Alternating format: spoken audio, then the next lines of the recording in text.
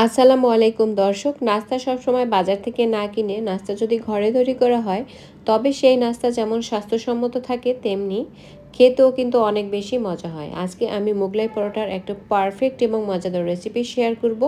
আজকের এই মোগলাই পরোটা এই রেসিপিতে তৈরি করলে খেতে যেমন মজা হয় তেমনি এটি অনেক বেশি মুচমুচে হয়।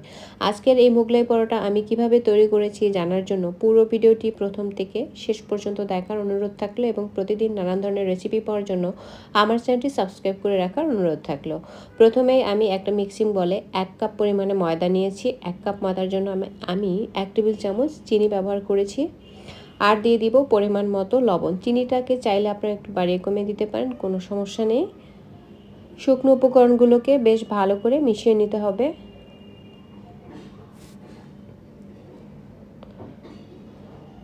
মিশিয়ে নেওয়ার পরে আমি এখানে অফ ক্যামেরায় 1.5 চা চামচের মতো তেল দিয়ে তারপরে ভালো করে মিশিয়ে নিয়েছিলাম, যেটা আমি ভিডিওতে আনতে ভুলে গিয়েছি। তারপরে নর্মাল তাপমাত্রায় থাকা পানি দিয়ে আমি একটা ডো তৈরি করে নিয়েছি। নর্মালি রুটি পরোটার জন্য যেরকম ডো তৈরি করা হয় সেরকমই একটা ডো তৈরি করে নিতে হবে। তো আমি ডোটাকে একটা ভেজা কাপড় দিয়ে এক সাইডে রেখে দিয়ে তারপরে আমি মোগলাই পরোটার পুরটাকে তৈরি করে নিব। নিয়েছি 1/2 কাপের মতো পেঁয়াজ কুচি, নিয়েছি ধনিয়া পাতা কুচি পরিমাণ মতো, দিয়ে দিব স্বাদ মতো কাঁচামরিচ, যে যেমন ঝাল খেতে ভালোবাসেন ওই অনুযায়ী, আর দিয়ে দিব পরিমাণ মতো লবণ। সবগুলো উপকরণ একসাথে ভালো করে মিশিয়ে নিব। তো আমার বাটিটা একটু ছোট ছিল, আমি বাটিটাকে চেঞ্জ করে নিয়ে একটু মিশিয়ে নিয়ে এখানে দিয়ে দিব একটা ডিম। আমি যে 1 কাপ ময়দা ব্যবহার করেছি সেটা দিয়ে আমি 2টা মোগলাই পরোটা তৈরি করব। সাধারণত 2টা মোগলাই পরোটার জন্য আমি একটা ডিম ব্যবহার করে থাকি। আপনারা চাইলে 2টা ডিমও ব্যবহার করতে পারেন, তবে সেই ক্ষেত্রে পুর কিন্তু পাতলা হয় এবং সেটা রুটির মধ্যে দেওয়ার পরে সেটা কিন্তু চারদিকে ছড়িয়ে যায়, তখন ভাঁজ দিতে সমস্যা হয়। আমি সাধারণত একটা ডিম দিয়েই একটু ঘন করে এই পুরটাকে তৈরি করে থাকি, এতে করে মোগলাইটা কিন্তু তৈরি করা অনেক বেশি সহজ হয়। পুরটা তৈরি করা হয়ে গিয়েছে। এখন আমি যে ডোটাকে রেডি করে রেখেছিলাম সেটাকে 2 ভাগ করে 1 ভাগ আমি একটা বোর্ডে ট্রান্সফার করে নিব। আর রুটিটাকে বেলার জন্য আমি কিছু ময়দা ছিটিয়ে নিয়েছি। একটা বড় সাইজের রুটি বেলে নিতে হবে। নর্মালি রুটি যেরকম মোটা হয় বা যেরকম পাতলা থাকে সেরকমই একটা রুটি বেলে নিব। আপনারা চাইলে এর থেকে একটু পাতলাও করতে পারেন। আমি একদম বড় সাইজের একটা রুটি বেলে নিব।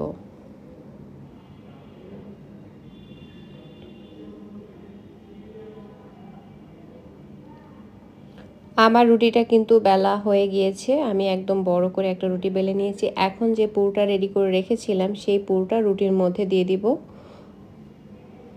দিয়ে একটু ছড়িয়ে দিয়েছি। তারপরে আমি মোগলাই পরোটার ভাঁজটা দিয়ে দিব। মোগলাই পরোটার ভাঁজ কিন্তু খুব সহজ, এটা সবাই দিতে পারেন। প্রথমে এক সাইড থেকে ভাঁজ করে দিয়েছি।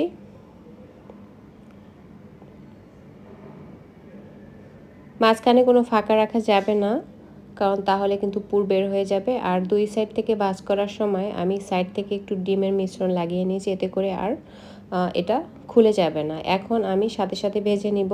তো এইবারে আমি যে দিকটাকে ভাঁজ করা ছিল সেই দিকটা কিন্তু আমি নিচের দিকে দিয়েছি, এতে করে আর পুরটা বের হয়ে যাওয়ার কোনো সম্ভাবনা থাকবে না। আর মোগলাই পরোটা তেলে দেওয়ার আগে তেলটাকে একটু ভালো করে গরম করে নিতে হবে, তবে অতিরিক্ত গরম না। একটা পাশ হয়ে গেলে আরেকটা পাশে উল্টে দিতে হবে। আপনারা ভিডিওতেই দেখতে পাচ্ছেন আমার কিন্তু ভাঁজটা একটু খোলেনি। এখন উল্টে পাল্টে তারপরে এই মোগলাই পরোটাকে আমি ভেজে নেব। আমার একটা হয়ে গিয়েছে, আরেকটা পরোটাও আমি একই পদ্ধতিতে ভেজে নেব।